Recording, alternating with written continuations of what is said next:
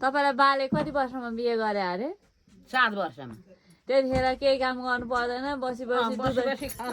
बसी दुधैले खाउली दुधैले चुठौली भन्ने ल्या होइन दहीले खाउली मैले चुठौली भन्दा त कुरो आयो नि त कहाँ पाउने घाँस काट्नकै लागि ल्या हुनु बेलामा मकैको पनि त्यो फणीले मकै मस्सी पारेर खाएको हुन्थ्यो घुनले अनि पिँधेर थिन्क्यो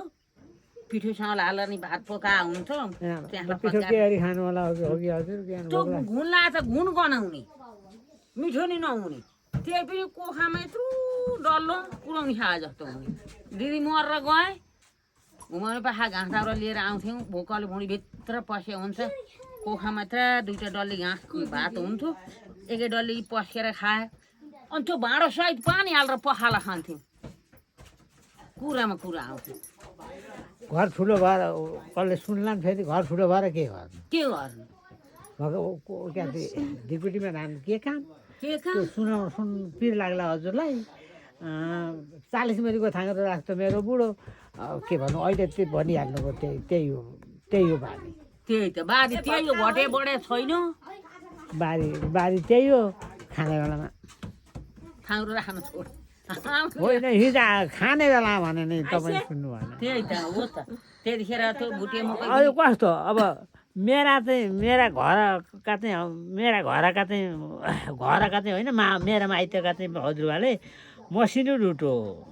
खसिराई खस्रो डुटो बुहारीलाई अरे त्यो बुढो परिया पनि कस्तो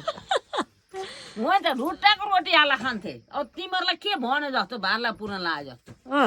कथा जस्तो हो त ढुट्टाको रोटी हालेर खान्थे त्यही पनि कुराउनु खाए कति मिठो हुन्थ्यो अब भुँडी भर्नु पर्यो भनेपछि पहिलाको मान्छे त खान नपकाएको हुन त काले हुन्थ्यो क्या अरे भयो के हुन्छ काले हुन्थ्यो भएर दिए नदिएपछि त्यस्तै हो बिजो त्यही पनि कहाँ पाएर खाउँ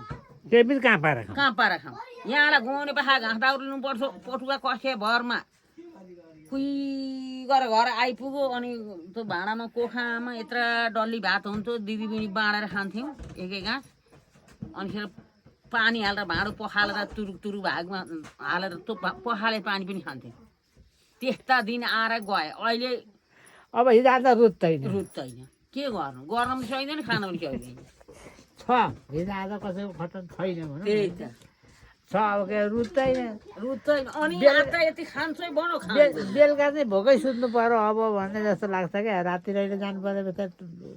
थकै लाग्यो हुन्छ यसो उसो आफू मात्रै भए त यत्तिकै लड्थेँ म त के गर्नु एउटा कुरो चाहिँ हुन्छ है हजुर त्यो त्यति नै मलाई पनि आफैले आइरहेछ कर लागि तुल्या चाहिँ यति खान त पाइयो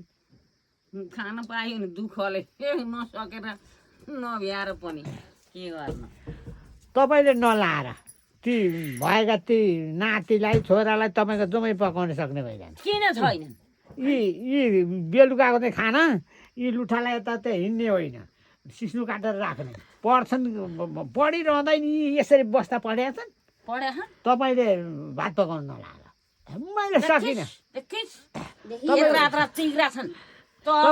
मलाई मेरो यहाँ म यस्तो र त्यस्तो भनेर तिमीहरूलाई यता सुन्नु न तपाईँको श्रीमान भएर मात्रै हो हामीले कर लागि पनि यिनैलाई लाउनुपर्छ तपाईँले पाउनुहोस् म अलि लिनुहोस् मान्छेका भाँडा पनि माझेछन् भात पनि पकाएछन् इता भाँडा मान्नु पनि नहुने भात पकाउनु पनि नहुने पर काममा जानु पनि नहुने हजुर